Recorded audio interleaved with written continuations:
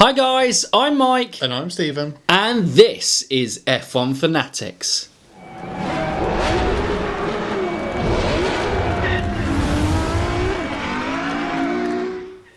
Welcome back to F1 Fantasy Weekly, and it is the end of the series within a series, the sub-series that is New Year, New Fantasy. It's going to be an emotional episode to say goodbye to New Year, New Fantasy. We've had a good journey. We've had our ups and downs. But, you know, it's been good. It's been life-changing. It's been fantasy-changing. So this week, we're going to be looking at the game interface, the user interface. How the game can generally improve. Yeah, how we make things easier. Yeah. For you guys, which is the whole point of New Year, New Fantasy. It is kind of been looking to improve on our way of playing F1 Fantasy and hopefully make things better for everyone involved. Yeah. So, Stephen, would you like to get us kicked off? I will. First off, and probably the main point, the overarching point, is an app.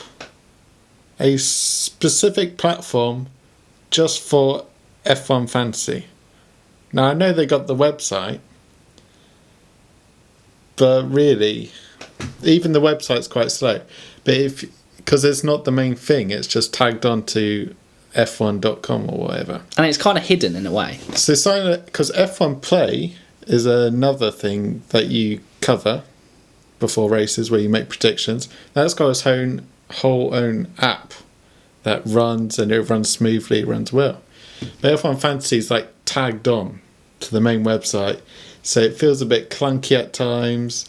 It just could be a bit more optimized if it was its own thing, if that was just an app, or if it was just more of a thing on the website. Yeah, and again, like, it's with all these things, F1 Fantasy is another way to engage your fans and really kind of increase participation and increase fans staying interested in your sport. And what the main advantage F1 has over F1 Fantasy over Football Fantasy that it doesn't exploit is the fact that everything happens in the same place.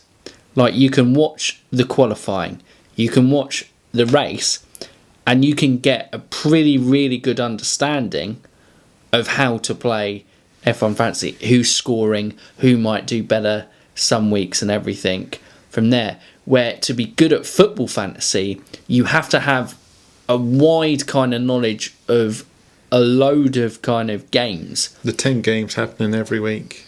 So. Exactly. It's one qualifying session, one race, and you can get all your information there and, you know, keep things interested. So, yeah, it's having a dedicated app to it. It might be a little bit of an investment, but it's certainly something they invested the F1 Play.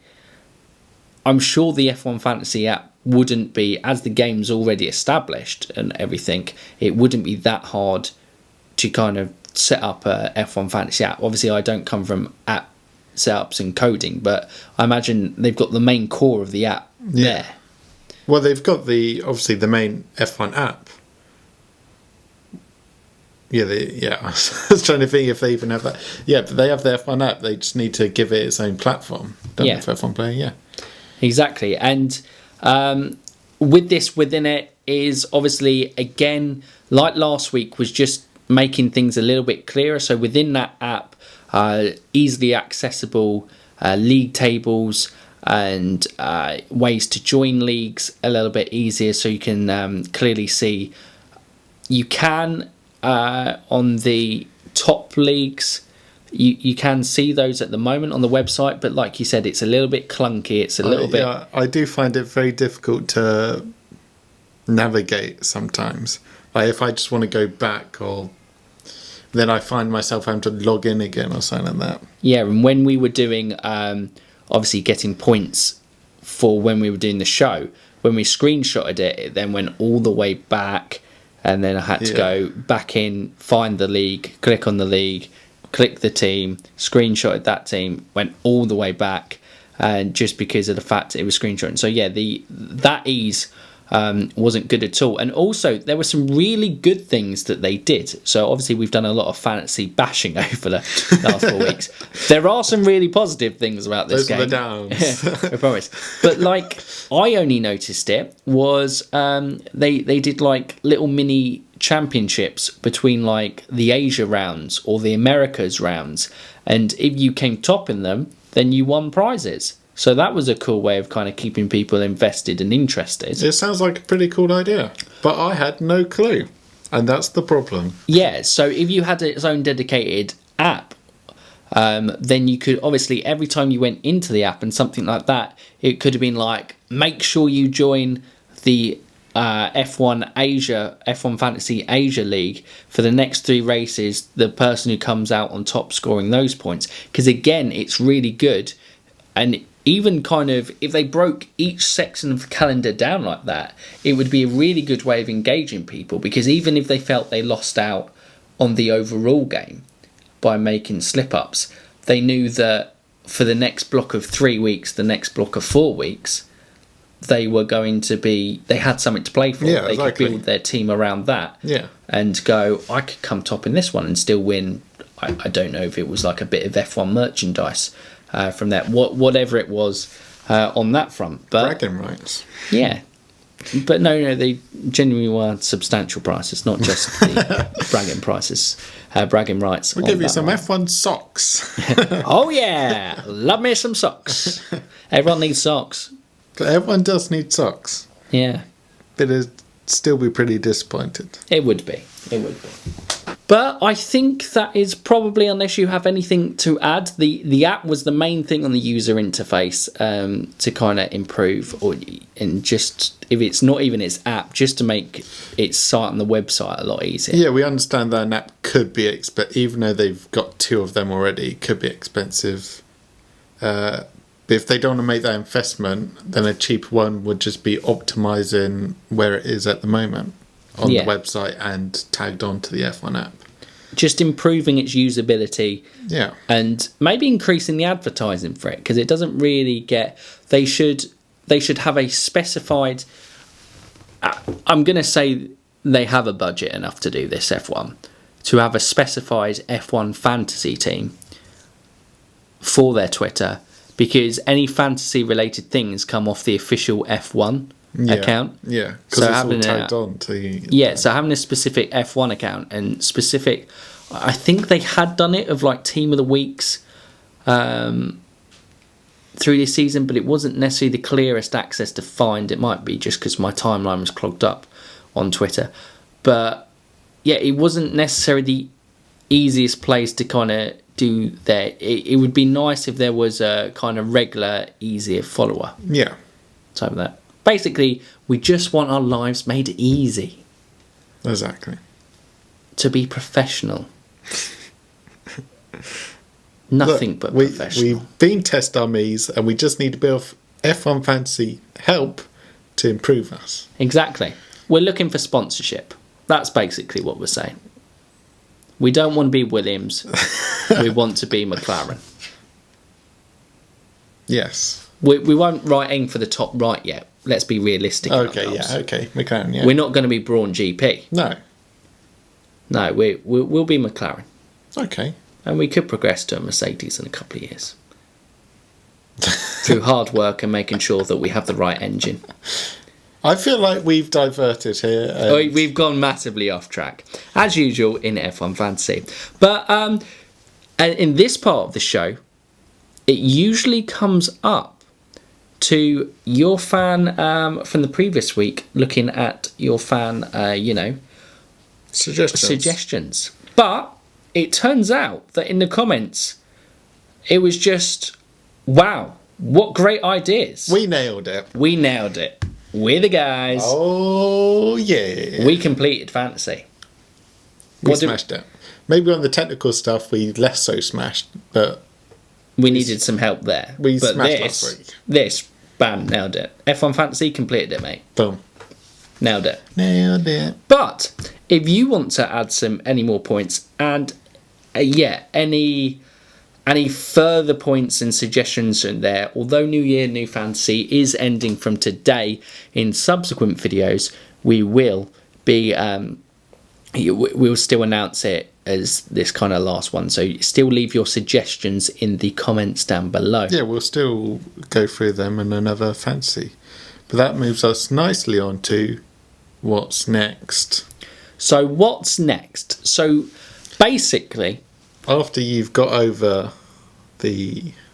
after the New Year New Fantasy, after you've got over the emotional distress of losing, it's going to take me a good couple of days. Exactly. What a great series within a series it's been. The first series within a series. The first F1 Fantasy series. Exactly. It's over. But we have 6 weeks.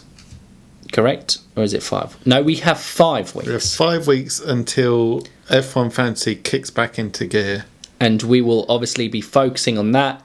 Then we will get our fantasy season preview, and then it will be the first race preview of the season. Straight into it. That is exciting. But in these 5 weeks, we have the possibility of 2 fan-led podcasts. So what we need you guys to do is jump into action in the comments below. We have 2 spare weeks that we are calling fan weeks. If anything you would like us to cover in fantasy, maybe it might be a further look at the rules of fantasy. It might be something to look at.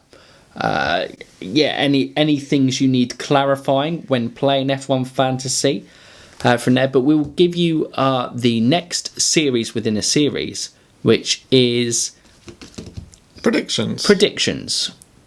Yeah, kind of our thoughts ahead of the 2020 F1 Fantasy season. So we will be predicting prices of what we reckon the likely prices are for the teams and drivers. We will be predicting our ones to watch. So kind of like George Russell was a really good early pick to have last season. We'll be making our predictions of within one solid driver, one solid team to pick, and one slightly out there driver and one slightly out there team to pick as well. And then we shall be, before the pricing's officially released, based on our pricing, predicting our teams that we will go with for the first race in Melbourne. Oh yeah, which means, but the 3 weeks come in next week, so make sure you get your suggestions now, because if we haven't got anything for next week, it's a break. It's a break. And you will have an F1 Fantasy pre-season break. breather. It may be a break to mourn, the end of the New Year, New Fantasy. But we would love to hear from you guys, and we would love to kind of wrap it in there. But we gave it out there. As always on F1 Fantasy, we love to hear from you guys and take your comments and suggestions on board. Yeah, and the second free fan-led fantasy is last week of February. Last week of February, just before the official release of the when you can start. You could do a wacky F1 fantasy. I don't know. Could get mental. Well, like I said, the rules would probably be quite a good one to go through. How you score points and everything. Mr. Boring over here. Sorry. Might be sensible. Mr. Rules. Yeah. We want to go crazy. Okay. So you've seen creative differences here at F1 Fantasy. But yes, be interesting to see there. But there is only one way to round off an F1 Fantasy Weekly. And that is, of course, a Kimi moment of the week. And last week was talking about Kimi's maiden win at Malaysia. And we're going to stick, not on a funny story, but on another positive story from there. One of Kimi Raikkonen's best ever Grand Prix. Take yourselves back to 2005. I'm taking myself back. You have flown all the way over to Japan, or if you are in Japan, you have gone to Suzuka. Okay, yeah. Big trip. Kimi Raikkonen starts from 17th on the grid. Oh, This is obviously the year that Renault are doing well. They are topping, but McLaren, they have a quick car. They're a fast car. Kimi is their man. he's He's got a their job to lead do. man in the team. He's got a But job to do. 17th, it's not great. No, it's going to be a tough one. But he fought his way back through the field. He had a fantastic race. The McLaren was flying. He was brilliant, working his way through the field. Absolute brilliant drive. But he's behind Juan Carlo Fisichella on the last lap. Second, it will still be a good position to finish No. in. No. But on the last lap of the race, with an unbelievable outside pass coming into turn one, Raikkonen passed the Italian to take the checkered flag at Suzuka. And it was a great Kimi moment of the week because it's a Kimi Raikkonen I think we often forget, probably pre-2010s, because Kimi Raikkonen was renowned for his blistering pace. As a youngster, he was a very quick driver, and I think this was one of the races that kind of showed it. And in his McLaren days, he was very good, and this was just one of his standout performances. Just seeing how he worked his way through the field, and that last lap, it's almost like when it's a movie race is what I'd describe it as. You know, when you see a movie in any sort of race things, and suddenly, it looks like he's not going to win, and then suddenly on the last lap he overtakes and takes the checkered flag. Woo!